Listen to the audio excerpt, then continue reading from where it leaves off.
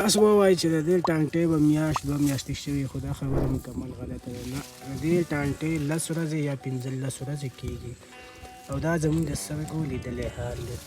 ماشاءالله د افغانستان ځمکه ډېره زیاته زرخیزه ده او تاسو به ټانټې لیدلی شئ، د دې تاسو اندازه لګولی شئ. ښه ماشاءالله د افغانستان مړه افغانستان خو افغانستان دی، بس جنتي ملک دی، خو چې دې ته لږ پام وکړی شي او ټکنالوژي پکې لږه عامه شي نو انشاءالله افغانستان به آبادوو. زموږ ملک دی نو دا تاسو لیدلی شئ، دا زموږ د زراعتو خاص صرف د فصل دا حال دی. ماشاءالله تاسو لیدلی شئ دونې دې ته سرې مټې دا اخیستې وه چې دا چې ښه وسادې کرلي دي او ټانټې پکې شوي دي ماشاءالله.